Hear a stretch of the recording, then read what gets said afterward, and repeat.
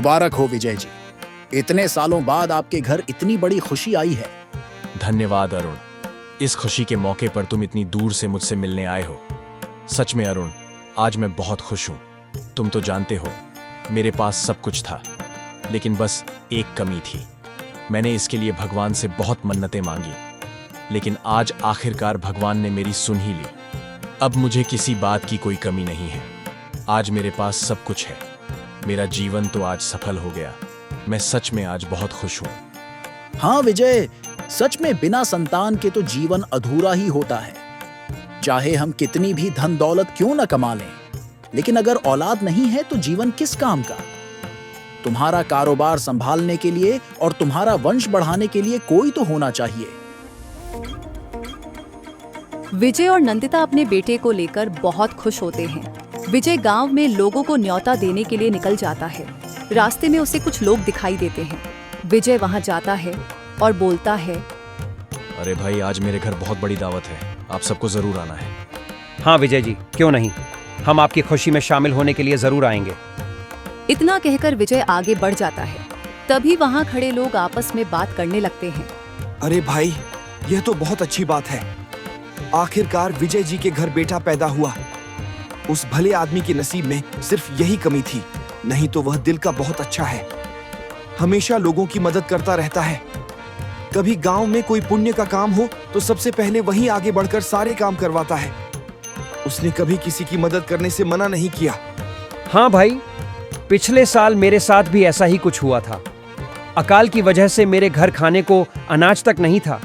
उन्होंने मेरी बहुत मदद की थी। और तो और, हमारे गांव में जब पानी सूख गया था तो कुआं खुदवाने में भी उन्होंने ही मदद की थी। और हमारे बगल का रमेश है ना, उसकी लड़की की शादी के लिए पैसे भी विजय जी ने ही दिए थे। इतना भला आदमी है कि विजय जी की जितनी भी तारीफ की जाए कम ही है। भले देर से सही, पर आखिरकार भगवान ने उनकी सुन ही ली और उनके घर एक प्यारा सा बेटा भेज दिया। हाँ भाई, आज शाम को हमें उनकी दावत में जरूर जाना पड़ेगा। देखते देखते शाम हो जाती है। गांव के और आसपास के गांव के भी बहुत सारे रईस लोग उस दावत में शामिल होते हैं। ऐसे ही सालों बीत जाते हैं। विजय का बेटा अब 22 साल का हो जाता है। एक दिन विजय अपने बेटे से कहता है, अरे बेटा आर्यन, अब तुम्हारी उम्र खेलने कूदने की नहीं रही। तुम्हें हमारे व्यापार पर ध्यान देना होगा। आखिरकार यह व्यापार तुम्हारा ही तो है। मेरे बाद तुम्हें ही सब संभालना है। अब मेरी उम्र हो चुकी है, मुझसे इतना बड़ा व्यापार नहीं संभलता। तुम भी कभी कभी आकर मेरे पास बैठा करो, मैं तुम्हें सब कुछ सिखा दूंगा। हाँ, क्यों नहीं पिताजी, मैं जरूर आकर बैठूंगा, पर अभी मुझे थोड़ा काम है। मेरे दोस्त लोग मेरा इंतजार कर रहे हैं। मुझे उनके साथ थोड़ा बाहर घूमने जाना है। मैं वापस आकर आपसे मिलता हूँ। इतना कहकर आर्यन वहां से चला जाता है। अरे नंदिता, ये तुम्हारा बेटा कभी मेरी बात ही नहीं सुनता। ये कब तक ऐसे ही दोस्तों के साथ मटर गश्ती करता रहेगा? इसे एक न एक दिन तो यह सारा कारोबार संभालना ही है। देखो किस तरह मेरी बात अधूरी छोड़कर यहाँ से चला गया। अरे आप भी ना, वह अभी इतना बड़ा कहाँ हुआ है। अभी वह छोटा है, उसे इतनी समझ नहीं है। अभी तो उसके खेलने कूदने के दिन है। नंदिता, तुम्हारे लाड़ प्यार ने ही उसे बिगाड़ रखा है। तुम उसे एक छोटा बच्चा कह रही हो, लेकिन उसकी शादी लायक उम्र हो गई है। और तुम्हें पता है वह किन दोस्तों के साथ घूमता है? कल मुझे मुंशी जी कह रहे थे कि जिनके साथ वह जाता है वे नशेड़ी किस्म के लोग हैं। उनके साथ रहकर वह भी बिगड़ जाएगा। देखना, एक दिन तुम भी बहुत पछताओगी। तुम्हारी बातों से ही वह इतना बिगड़ चुका है। अजी, ऐसा कुछ नहीं होगा। आप तो बिन फालतू में इतना फिक्र करते हैं। वह मेरा बेटा है, वह ऐसा कुछ नहीं करेगा। मैं उसे अच्छी तरह जानती हूँ। वह कोई गलत काम कर ही नहीं सकता। आप इतना ज्यादा मत सोचिए। आप देख लेना, एक दिन वह खुद आपके पास आएगा और आपसे सारा कारोबार सीख लेगा। और एक दिन वह सारा कारोबार आपसे भी अच्छी तरह संभालेगा। आप देखना। ठीक है, देखते हैं कब आएगा वह दिन। शाम के समय आर्यन दोस्तों के साथ खेल कूद करके घर आ जाता है और आते ही अपनी माँ से कहता है, माँ, मुझे भूख लगी है, कुछ खाने को दे दो। हाँ मेरा प्यारा बेटा, मैं अभी खाना लगाती हूँ। तुम जाओ, हाथ मुंह धो लो। आर्यन हाथ मुंह धोकर आ जाता है और खाना खाने लगता है। खाना खाने के बाद वह अपनी माँ से कहता है, माँ, मेरे दोस्तों के पास गाड़ियां हैं, मुझे भी एक मोटरसाइकिल चाहिए। मुझे भी एक मोटरसाइकिल दिला दो ना। इस गांव में पिताजी से अमीर कोई दूसरा नहीं है, फिर भी मेरे पास कोई मोटरसाइकिल नहीं है। यह कितनी शर्मिंदगी की बात है। मुझे अपने दोस्तों के सामने शर्मिंदा होना पड़ता है। आखिर पिताजी के पास किस बात की कमी है? फिर वह मुझे एक मोटरसाइकिल क्यों नहीं दिला सकते? मेरे सारे दोस्त मुझे चिढ़ाते हैं माँ कि तुम्हारे पिताजी के पास इतने पैसे होने के बावजूद क्या फायदा। ये बात विजय सुन लेता है और बोलता है, आर्यन, तुम्हारी माँ से क्या बात करते हो? मुझसे बात करो। और तुम्हें मोटरसाइकिल किस लिए चाहिए भला बताना तो? कुछ काम धाम तो करते नहीं हो, घूमने के लिए तुम्हें मैं मोटरसाइकिल दिला कर दूं? एक बात कान खोलकर सुन लो, मैंने यह पैसा बहुत मेहनत से कमाया है और तुम्हारे ऐसे फालतू खर्चों के लिए मेरे पैसे नहीं हैं। तुम यह बात अपने दिमाग में डाल दो। जब तक तुम पैसों की कदर करना नहीं सीखोगे, मैं तुम्हें कुछ नहीं दूंगा। अगर कुछ करना है तो खुद कमा कर देखो, पैसे की कीमत तुम्हें समझ में आएगी। और अभी इसके बाद फिर से पैसे मांगने की हिम्मत भी मत करना। ये बात आर्यन को बहुत बुरी लगती है। वह गुस्से में घर से बाहर निकल जाता है और जाकर एक पेड़ के नीचे बैठ जाता है। आर्यन अपने दोस्तों के साथ एक पेड़ के नीचे बैठा होता है। तभी उसका एक दोस्त आकर बोलता है, अरे आर्यन भाई, मैंने अभी अभी एक नई गाड़ी खरीदी है। हाँ विशाल, गाड़ी तो बहुत सुंदर है। मुझे तुम्हारी गाड़ी बहुत पसंद आई। अरे आर्यन, तुम्हारे लिए यह कौन सी बड़ी बात है? तुम तो अपने पिताजी से कहकर इससे भी अच्छी गाड़ी खरीद सकते हो। तुम्हारे पिताजी के पास तो बहुत पैसा है और तुम्हारी जैसी किस्मत नसीब वालों को मिलती है।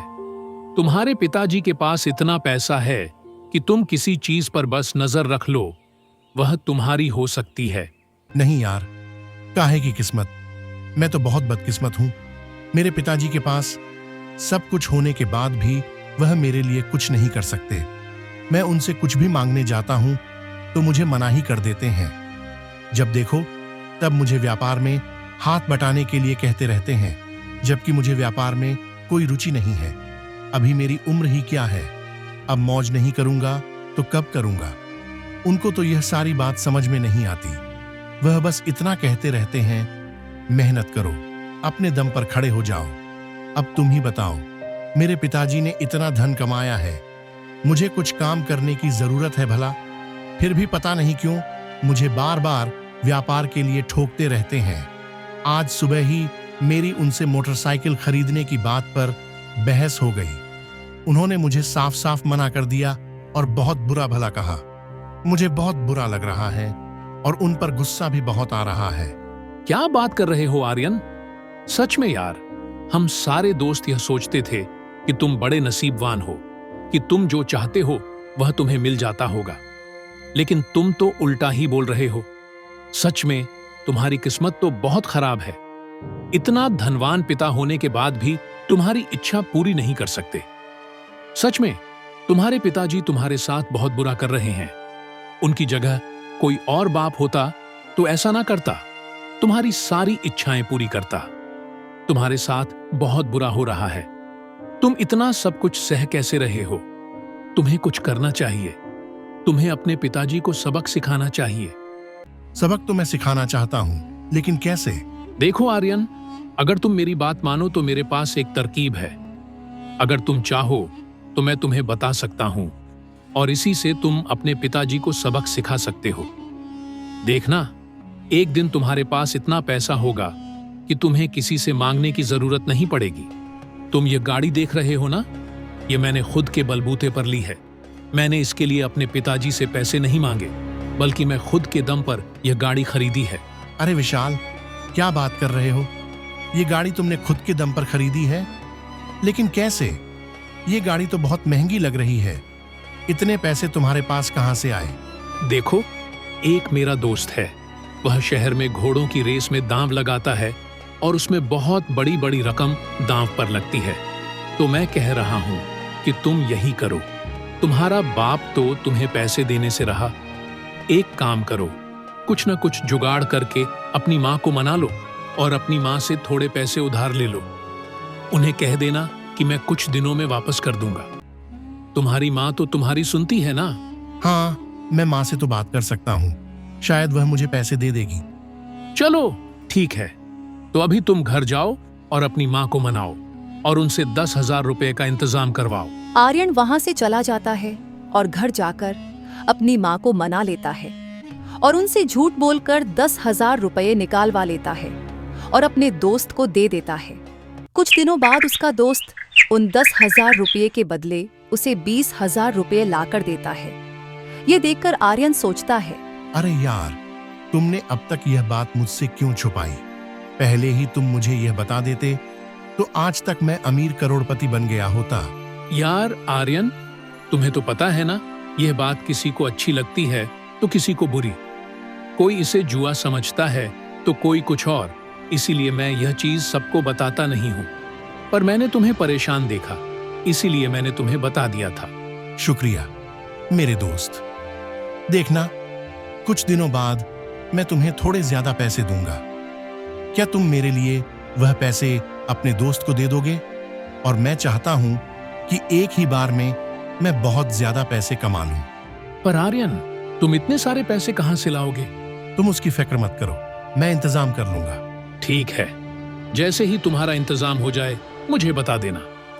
मैं अपने दोस्त से बात कर लूंगा और वह पैसे उसे दे दूंगा। वह जल्दी ही तुम्हें उन सब पैसों के 2 गुने पैसे करके दे देगा। यह सब सुनकर आर्यन की आंखों में लालच बहुत ज्यादा जाग जाता है और वह इस लालच के चक्कर में अपने ही घर में चोरी कर लेता है और घर से 50,000 रुपये चुरा लेता है। वह पैसे लाकर अपने दोस्त को दे देता है। दूसरे दिन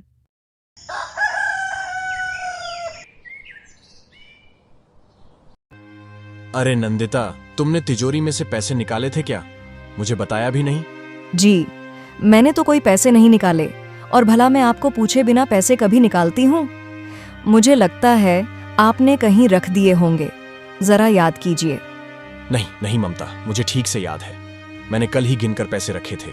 इसमें से पूरे 50,000 रुपये गायब हैं। क्या बात कर रहे हैं आप?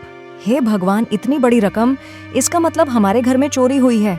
हाँ नंदिता, मैं अभी सारे नौकरों को बुलाता हूँ। शायद उन्हें कुछ पता हो, किसी ने हमारे घर में आते हुए देखा हो। और विजय अपने घर के नौकरों से पूछताछ करता है। मालिक, हम सच कह रहे हैं, हम में से किसी ने भी चोरी नहीं की है। आखिर हमने इस घर का नमक खाया है। हम ऐसी घटिया हरकत बिल्कुल नहीं कर सकते। हमारा विश्वास कीजिए मालिक। अरे रामू, मैं तुम लोगों को कुछ नहीं कह रहा हूँ। मैं तुम पर शक नहीं कर रहा। मैं तुम लोगों को अच्छी तरह जानता हूँ। तुम लोग ऐसी हरकत नहीं कर सकते। मैं सिर्फ पूछ रहा हूँ, क्या तुमने यहाँ किसी को आते हुए देखा था? वैसे तो बाहर से कोई नहीं आया था मालिक, लेकिन हाँ, आपके कमरे में छोटे मालिक कल रात गए थे। शायद कुछ ढूंढ रहे थे। शायद उन्हें कुछ पता हो। आप उनसे एक बार पूछ लीजिए। क्या आर्यन रात को मेरे कमरे में आया था?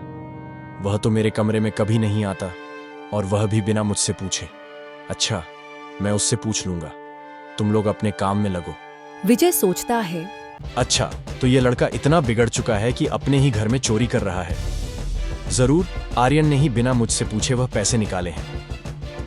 आर्यन अच्छी तरह जानता था कि मैं उसे पैसे नहीं दूंगा। मैंने उसे गाड़ी लेने के लिए मना क्या किया? वह तो सीधा चोरी पर आ गया। मैं सोच भी नहीं सकता था कि यह लड़का इतना गिर सकता है। विजय नंदिता से ये सारी बातें कहता है तो नंदिता विजय से कहती हैं, यह आप क्या बोलते जा रहे हैं? मेरा बेटा ऐसी घिनौनी हरकत कभी नहीं कर सकता। वह मेरा बेटा है, मैं उसे अच्छी तरह जानती हूँ। अगर उसको पैसे की जरूरत होती तो वह भले ही आपसे नहीं मांगता, लेकिन मेरे पास आकर जरूर मांग लेता। लेकिन ऐसी चोरी जैसी हरकत वह बिल्कुल नहीं करता। आपकी सोच गलत है।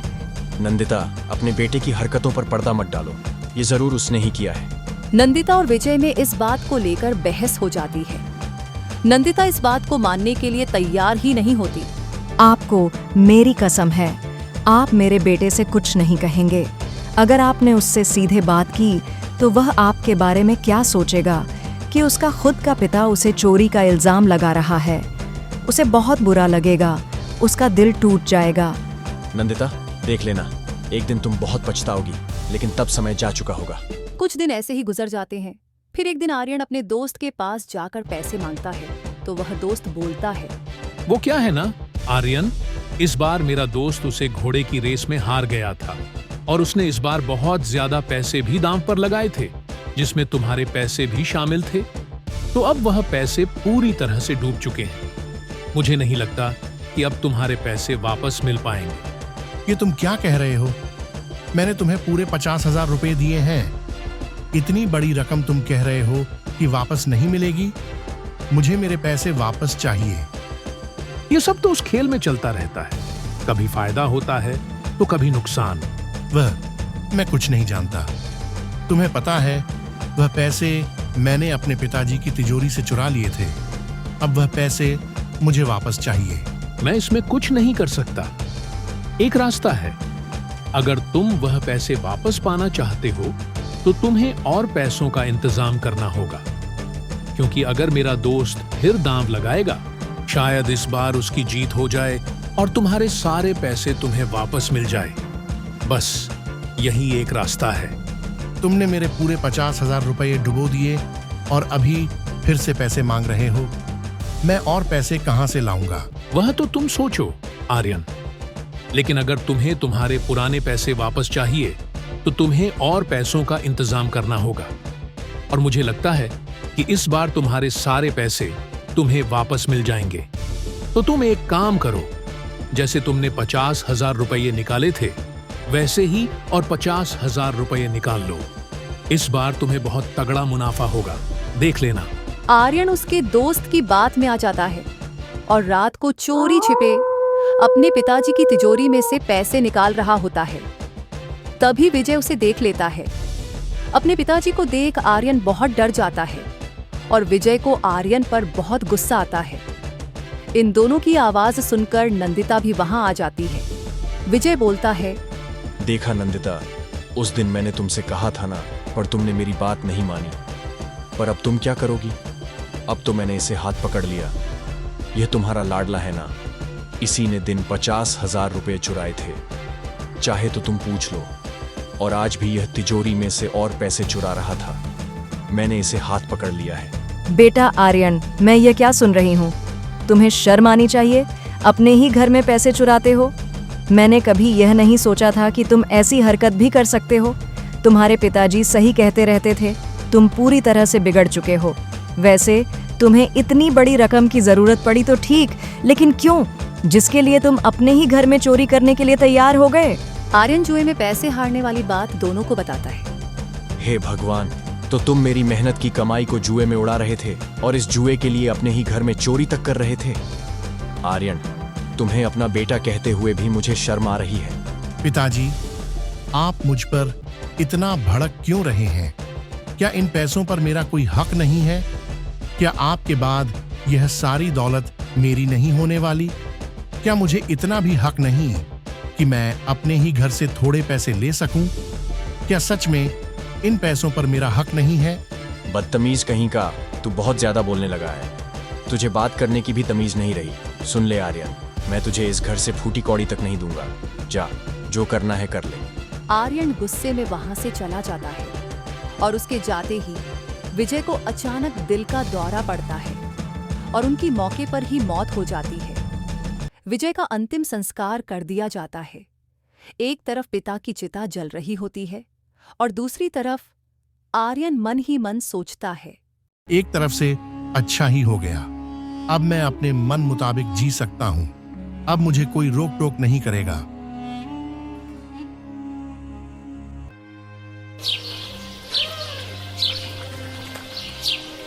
आर्यन को अपने पिता की मौत का जरा भी अफसोस नहीं होता। अपनी मां के कहने पर वह पूरे व्यापार की जिम्मेदारी ले लेता है। धीरे धीरे वह व्यापार में नुकसान करने लगता है। उसे नशे की लत भी लग जाती है।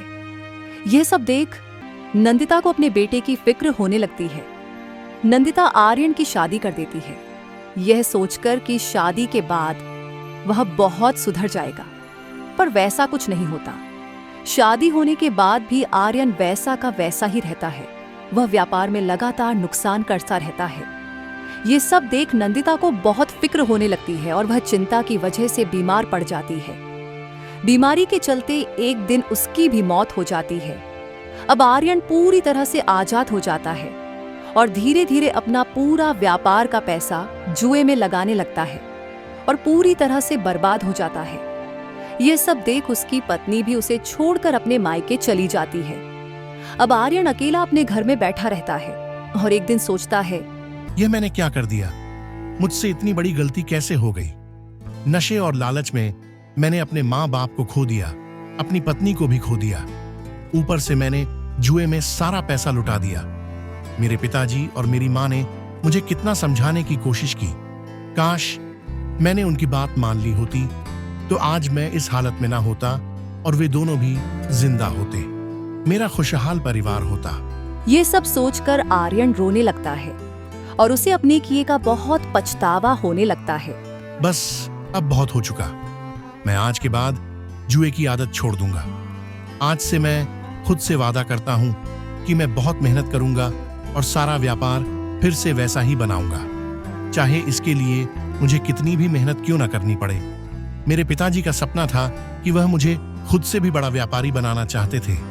पिताजी, मैं आपसे वादा करता हूं कि मैं आपको एक अच्छा व्यापारी बनकर दिखाऊंगा।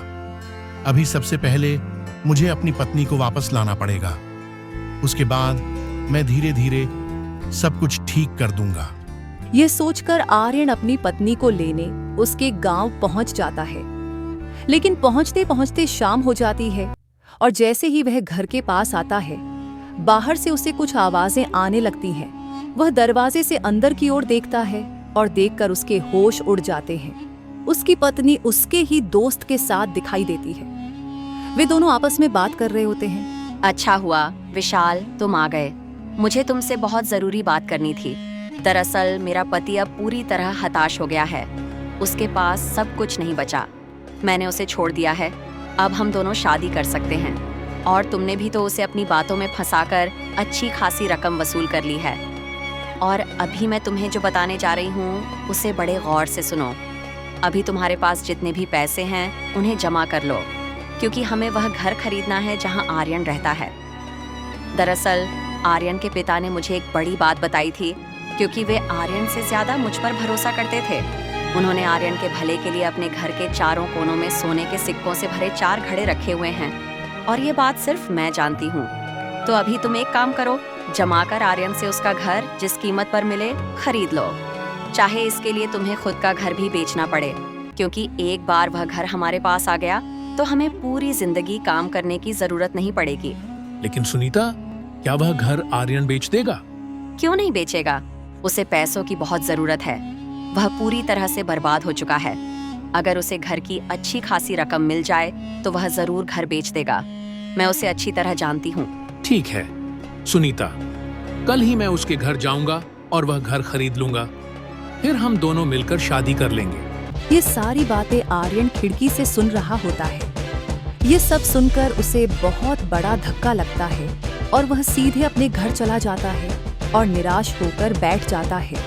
मैं तो सोच भी नहीं सकता था कि मेरा इतना करीबी दोस्त मेरे साथ ऐसा कर सकता है, और वह भी मेरी पत्नी के साथ। मैं कितना बेवकूफ हूँ। मैंने उसकी बातों में आकर उसे पैसों पर पैसे दे दिए, घर में चोरी की। उसी की वजह से मैंने अपने पिताजी को खो दिया। चलो, अब यही अच्छा मौका है कि मैं अपने दोस्त को भी सबक सिखाऊं। ये सोचते सोचते आर्यन अपने घर का सारा धन निकाल लेता है और कहीं दूसरी ओर रख देता है और अपने पिता का धन्यवाद करता है। अगले दिन उसका दोस्त विशाल आता है और बोलता है, अरे भाई आर्यन, मैं तुमसे तुम्हारा घर खरीदना चाहता हूँ। वैसे भी तुम्हें पैसों की जरूरत होगी ना? क्या तुम मुझे अपना घर बेचना पसंद करोगे? मैं इसके लिए तुम्हें एक अच्छी खासी रकम देने के लिए तैयार हूँ। अरे विशाल यार, मैं भी यही सोच रहा था कि इस घर को बेच डालूं। सही समय पर आए हो तुम। ठीक है, मैं तैयार हूँ। आर्यन को अच्छी खासी रकम दे देता है और आर्यन से वह घर खरीद लेता है। आर्यन घर के सारे पैसे लेकर चला जाता है और दूसरी जगह एक नया व्यापार शुरू कर देता है। अब आर्यन के पास पैसा भी है और अच्छा व्यापार भी। इधर विशाल सुनीता को भी वहां बुला लेता है और दोनों मिलकर घर के चारों कोने खोद डालते हैं। घड़े मिलते हैं। यह देखकर विशाल होश उड़ जाते हैं और वह सुनीता से बोलता है, ये क्या है सुनीता? तुमने तो कुछ और ही कहा था। यहाँ तो सिर्फ कोयला है। मैं तो पूरी तरह बर्बाद हो गया। मैंने यह घर खरीदने के लिए अपना सब कुछ बेच दिया। मैं पूरी तरह बर्बाद हो गया, और वह भी सिर्फ तुम्हारी वजह से। तुमने ही मुझे कहा था ना कि यह घर खरीदो। यह सब तुम्हारी वजह से हुआ है। काश मैंने तुम्हारी बात बिल्कुल नहीं मानी होती तो यह सब नहीं होता। मैं तुम्हारी शक्ल तक नहीं देखना चाहता। निकल जाओ इस घर से। इस घर पर सिर्फ मेरा अधिकार है। तुम जैसी औरत ही घर को खराब करती हो। तुमने मेरी भी जिंदगी बर्बाद कर दी। निकल यहां से।